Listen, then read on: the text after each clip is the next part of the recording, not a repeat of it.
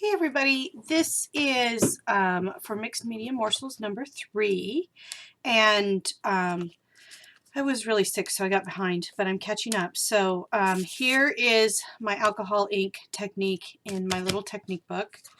For this one I used like a citrus limey green in the background, and then just some flat sort of peacocky blue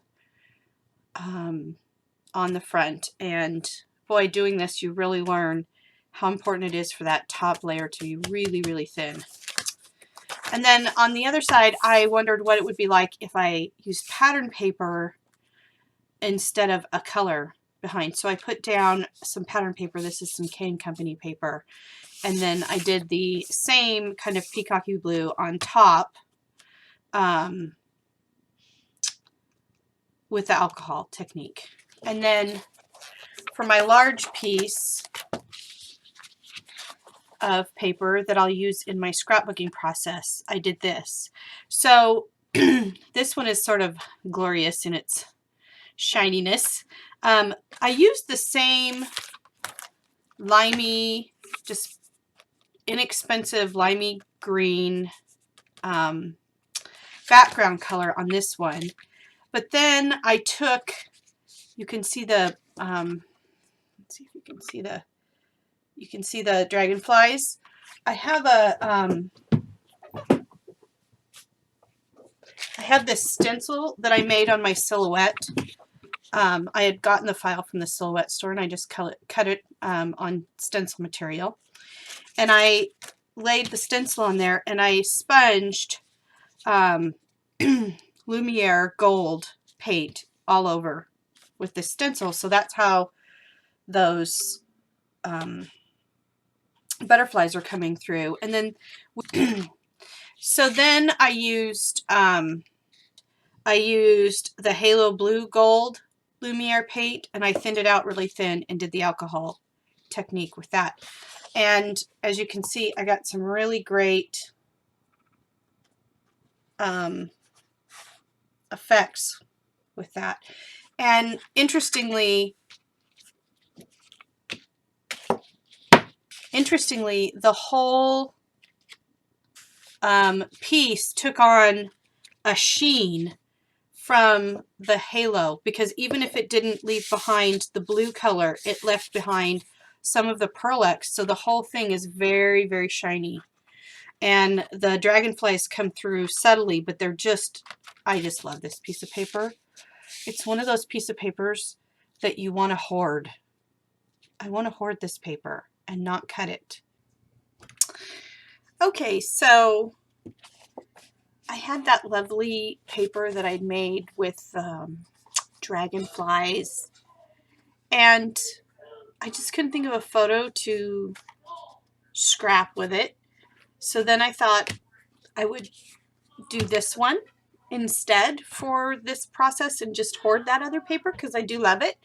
And yeah, I could hoard it for a while. You know, that's what we do sometimes. Anyway, so I was thinking red, so I got out my gold red, and because I have this photo I want to scrap of my aunt and her husband, and the red wasn't, the Lumiere Gold Halo Red is, well, it came out very orange. But I may proceed anyway and just look for kind of course, that's a very blue red. And now I'm going to have to make another one. I'm going to have to make another paper, because that is definitely a very blue red.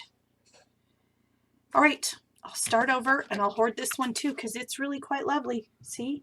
And I've got rosebuds, these rosebuds stamped in the background, which you may or may not be able to see, because my actually used an orange StazOn pad, and the orange StazOn pad is nearly dry. So I need to order a reinker and make a new piece of paper. All right, I'll come back and... Okay, so this is like attempt 4. I really love the alcohol technique. I just wanted something I could scrap that would go with this photo. I actually did This is attempt 3, and I hate it. It's pretty ugly. So, yeah. So I just decided to go with, I used the same gray paint as attempt 3, kind of a dark gray, and then I just put white underneath it, and I made it really quick and simple. So I'm going to do this, and then I'm going to scrap it with this photo, which I think it looks really nice with this photo. Because the gray is a really, it goes well with my uncle's shirt. So, and I'll bring the red in pattern paper. So I will have a process video after this, or maybe even just a finished layout. All right then, I'm starting to build this layout. And I had seen, I think her name is Caddy. I'd seen her do a layout recently where she kind of had just a border on two sides, and so I decided I wanted to do that with this. So I have a border of the alcohol technique around this layout. The paper is from a Valentine collection from 2 years ago, I believe, and it's Authentique. And I'm going to use both sides of this paper. One of the advantages to scrapping 8.5 by 11 is you always have a little strip left over, which you can use for embellishments and things like that. So I only need one sheet of paper to do a layout and still have plenty. So this is the first time I've really loved gelatos. I got this gelato and I decided I wanted to do the red border around it. And I had tested it and I liked it, and so I went to it. And this gelato, thanks to Lindsay the Frugal Crafter, she said to check out the kids section because there are gelatos there that are cheaper than the gelatos in the adult section, and I did. And what I really liked about this particular gelato is that it's very primary, and it worked really well with this photo. And the kids section gelatos are very primary. Which is okay with me, I guess. Maybe I'll buy more. I hadn't really liked gelatos that much. I'd played with them a little bit. But this was the first time I was like, no, this worked really good. They went on so smoothly, and I was able to smooth the color out, but then once they dried, they were dry, and that was kind of neat. So, so I used that. And there I've got my alcohol technique background that I struggled so much to get the exact right color for the photo I wanted to scrap, but there it is, and I like it. And I go ahead and layer my picture on it.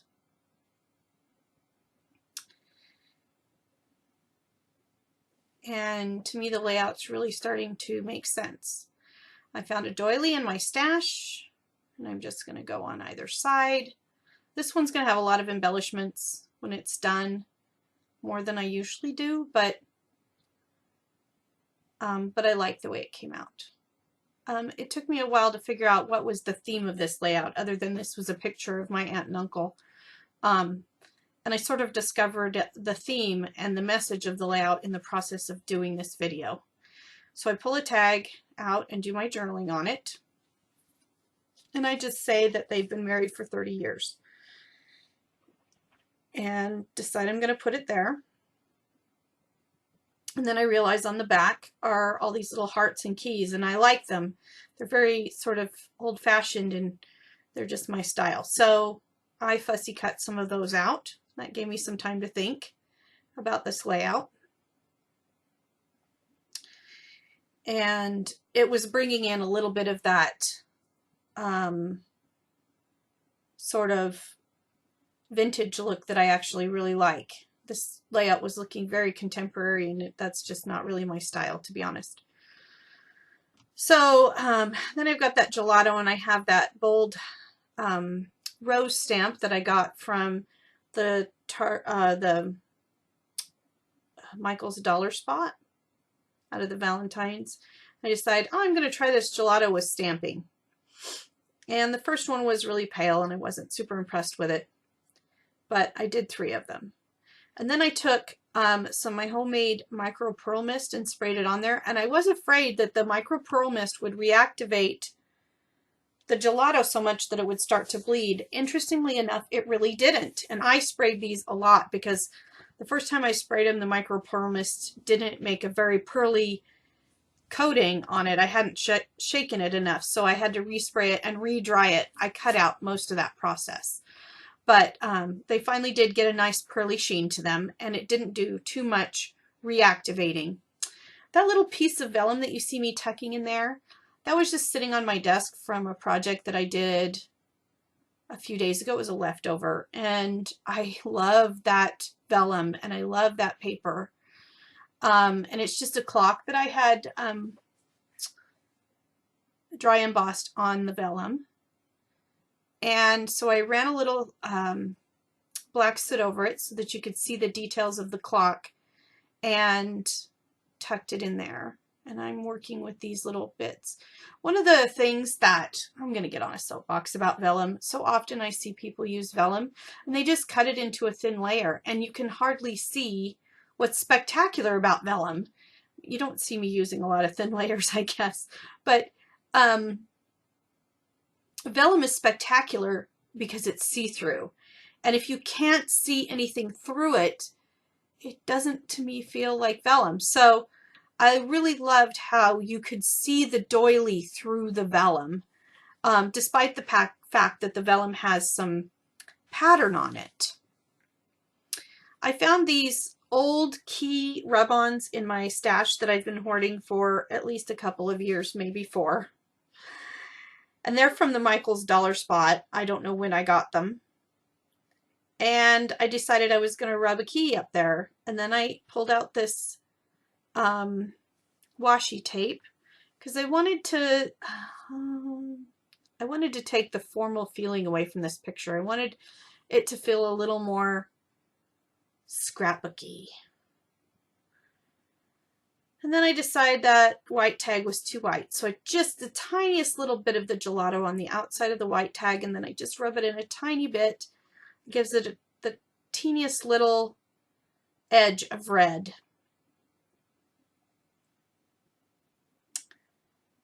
And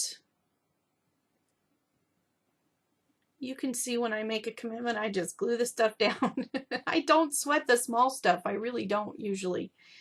I've got an idea of what I want going on here, and it's going to go down whether it comes out great or not.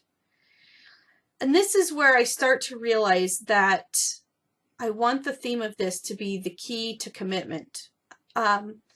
My mom had one other brother and one other sister. Both my mom and her brother have been divorced and through several relationships. When my Aunt Leanne married her husband, she made a commitment. And it hasn't all been smooth sailing, that's for sure. But she's been married for a long time, over 30 years, well over 30 years. And to me, that was special. It was very special. So that's what I'm doing here. I saw that word discover and I wanted to use it, and I thought, discover what? And then I saw the keys and I thought, discover the key to commitment was going to be the theme of this layout. So I rubbed the discover up at the top, and then I write to the key to around it. And then I'm going to make letters with my Stampin' Up! Tiny alphabets and my 1/4 inch square punch. And I'm going to spell out commitment. I let it dry though, because that's VersaFine, and VersaFine stamps beautifully, but does need to dry. It's a pigment pad, and it will not, it'll smear if you touch it immediately. So I go back to gluing down my embellishments while it dries. It doesn't take a super long time to dry, but you do have to give it some time. So then I take my 1/4 inch punch and I cut out lots of boring stuff for you. Because this took me, the layout itself took me 45 minutes, and then I've got another 15 minutes or 10 minutes of blabbering at the beginning, so I didn't want it to go too long. Anyway, so I'm going to glue down these little letters for commitment. And you can see I've just got a little tweezer. And I just put a little glue on the back and put it down. And there I've put down commitment along the side. And then I think I want another key here. And I love how that key is overlapping like 3 different mediums. That's one of the coolest things about rub-ons, is that they can overlap several mediums at once. So I rub it there on the side and it ties those keys together, and I really like it. And then for my last bit, I'm going to go ahead and with these felt red thickers, I'm going to write the word love at the top, because love is a big part of the key to commitment. It's not the only piece, but it's a big piece. And then the layout really feels like it's meaningful. It's more than just a picture on a page. It has a message. And I really love this layout now. And what a great layout to do the day before Valentine's Day. Thanks. Have a great day.